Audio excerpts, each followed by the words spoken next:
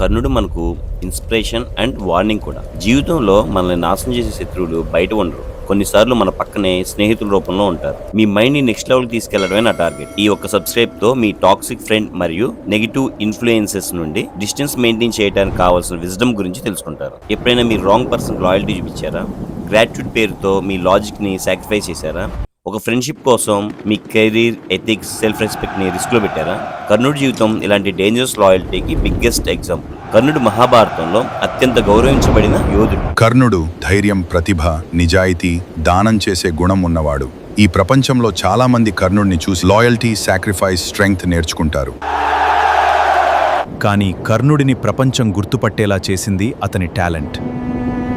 కానీ అతని జీవితాన్ని నాశనం చేసింది ఒక ఎమోషనల్ డెసిషన్. కర్ణుడి జీవితంలో మనం అడ్మైర్ చేయాల్సినవి ఉన్నట్లే అవాయిడ్ చేయాల్సిన డేంజరస్ మిస్టేక్స్ కూడా ఉన్నాయి. ఎందుకంటే కర్ణుడు ఓడిపోయింది టాలెంట్ లేక కాదు, పవర్ లేక కాదు, కరేజ్ లేక కాదు, రాంగ్ ఎమోషనల్ అటాచ్మెంట్ వల్ల. అతని జీవితంలో ఒక పెయిన్ఫుల్ ట్రూత్ ఉంది. మంచి మనసు ఉన్నంత మాత్రాన సరైన జీవితం వస్తుందనే గ్యారంటీ లేదు. ఈ రోజు మనం కర్ణుడి లైఫ్ నుండి ఏం నేర్చుకోవాలి, ఏం నేర్చుకోకూడదు, అదే డీప్ గా అర్థం చేసుకుందాం. నీ బ్యాక్గ్రౌండ్ కాదు, నీ స్కిల్ నీ వాల్యూ డిసైడ్ చేస్తుంది. కర్ణని సొసైటీ రిజెక్ట్ చేసింది, సూతపుత్రుడు అని అవమానించింది. అతని ప్రతిభను చూసే ముందు అతని జన్మను చూసింది. టాలెంట్ ఉన్న ఛాన్స్ ఇవ్వలేదు. కానీ కర్ణుడు ఒక విషయం ప్రూవ్ చేశాడు: నీ జన్మ కాదు, నీ సామర్థ్యం, నీ ఐడెంటిటీ. ఈ రోజు కూడా చాలా మంది ఇలా ఫీల్ అవుతున్నారు, నాకు సపోర్ట్ లేదు, నాకు బ్యాక్గ్రౌండ్ వీక్, నన్ను ఎవరు ఎంకరేజ్ చేయడం లేదు అని. కానీ కర్ణుడు చెప్పే లెసన్ ఏంటంటే, వరల్డ్ నిన్ను ఇగ్నోర్ చేసినా నీ స్కిల్ ని బిల్డ్ చేయడం ఆపద్దు.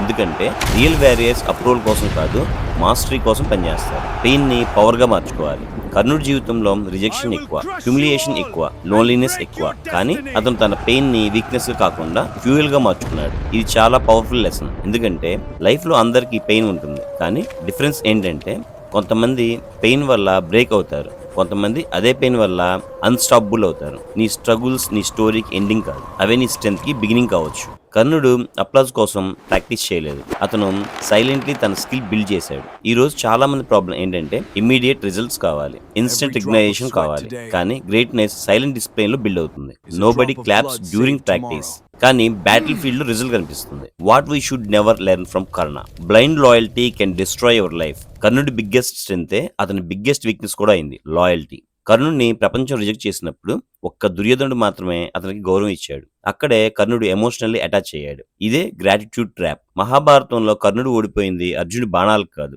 రాంగ్ పర్సన్ పై పెట్టిన లాయల్టీకి. ఇక్కడే చాలా మంది ఒక మిస్టేక్ చేస్తారు: నాకు సహాయం చేశాడు కాబట్టి అతను ఏ తప్పు చేసినా నేను వదలను. కానీ ఒక మనిషి నీకు సపోర్ట్ ఇచ్చాడని అతను ప్రతి తప్పుకి పార్ట్నర్ అవ్వాల్సిన అవసరం లేదు. కర్ణుడు అదే అర్థం చేసుకోలేకపోయాడు. దుర్యోధనుడు ఫ్రెండ్షిప్ ఇవ్వలేదు, అతను కర్ణుడి పెయిన్ ని వెపన్లా వాడుకున్నాడు.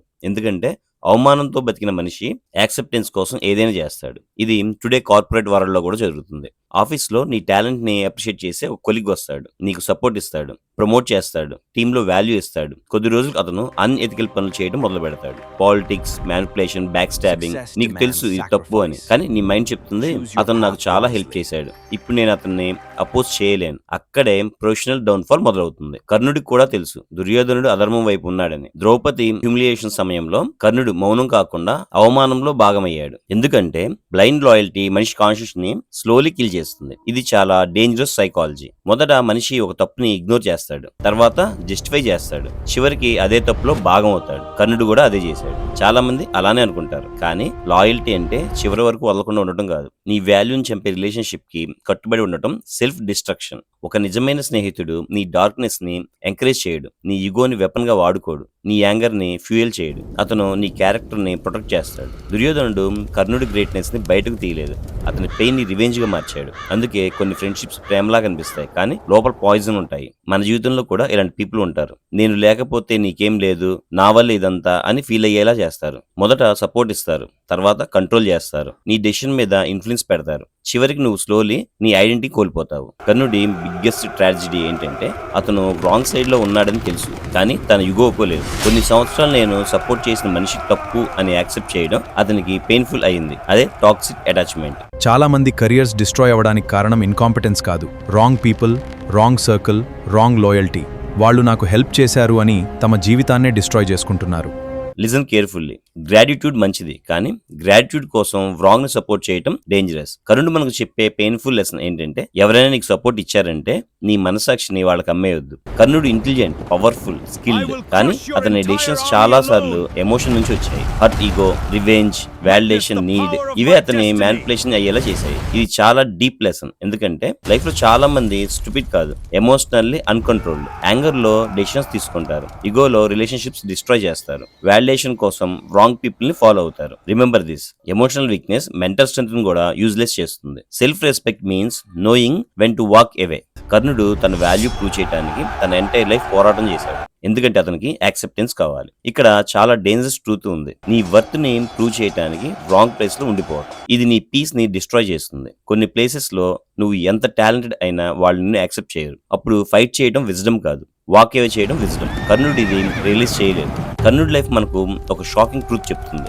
Good heart alone is not enough. నీకు స్కిల్ ఉండాలి, అవేర్నెస్ ఉండాలి, ఎమోషనల్ కంట్రోల్ ఉండాలి, రైట్ అలైన్మెంట్ ఉండాలి, లేకపోతే నీ గ్రేట్నెస్ కూడా ట్రాజిడీ అవుతుంది. కర్ణుడు పవర్ఫుల్ వారియర్, కానీ మనసులో గాయపడిన వ్యక్తి. అందుకే అతను బయట యుద్ధం గెలిచే ముందు లోపల యుద్ధం ఓడిపోయాడు. ఈ రోజు మిర్రర్ ముందు నిలబడి నీ లైఫ్ ని ఒకసారి అబ్జర్వ్ చెయ్యి. నువ్వు కూడా రాంగ్ లాయల్టీలో ఉన్నావా? వాలిడేషన్ కోసం బతుకుతున్నావా?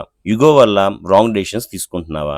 పెయిన్ ని ఎక్స్క్యూజ్ గా యూజ్ చేస్తున్నావా, లేక పెయిన్ ని పవర్ గా మార్చుకుంటున్నావా? సైలెన్స్ లో స్కిల్ బిల్డ్ చేస్తున్నావా? ట్రూత్ సైడ్ లో నిలబడి ఉన్నావా? కర్ణుడు మనకు ఒక warning. Talent alone does not save life. Character, awareness, emotionally mastery, వాటి వల్లే నిజమైన విజయం వస్తుంది. Remember this deeply. నీకు సపోర్ట్ ఇచ్చిన వాళ్ళందరూ నీ డెస్టినీకి రైట్ పర్సన్స్ కావాల్సిన అవసరం లేదు.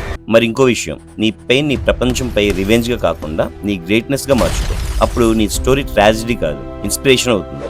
ఒకరోజు నీ ఐడెంటిటీ మరియు నీ లాయల్టీ మధ్య చాయిస్ వస్తుంది. ఆ రోజు కర్ణుడిలా ఎమోషన్ తో కాదు, ఇంటెలిజెన్స్ తో డెసిషన్ తీసుకో. ఎందుకంటే నీ ఫ్యూచర్ ని డిస్ట్రాయ్ చేసేది ఎనిమీస్ కాదు, నీ వాల్యూని స్లోలీ పాయిజన్ చేసే ఫ్రెండ్షిప్స్. కర్ణుడు చెడ్డవాడు కాదు, అతను లాయల్, కానీ తప్పు వ్యక్తికి లాయల్. అందుకే మహాభారతం మనకి ఒక పెయిన్ఫుల్ లెసన్ చెప్తుంది. మంచి మనసు ఉన్నవాడు కూడా రాంగ్ కంపానియన్షిప్ వల్ల నాశనం అవ్వచ్చు. ప్రతి మనిషి జీవితంలో ఒక దుర్యోధనుడు ఉంటాడు. నిన్ను యాక్సెప్ట్ చేసేవాడు, నీ పెయిన్ ని అర్థం చేసుకునేవాడు. కానీ క్వశ్చన్ ఇదే, అతను నీ జీవితాన్ని హీల్ చేస్తున్నాడా, లేక నీ గాయాలకు వెపన్ గా వాడుతున్నాడా? ఈ ఒక్క ప్రశ్న నీ జీవితాన్ని మార్చేస్తుంది. కర్ణుడి ట్రాజిడీ యుద్ధంలో మొదలు కాలేదు, రాంగ్ పర్సన్ ని నావాడు అని నిర్ణయించిన రోజు మొదలు.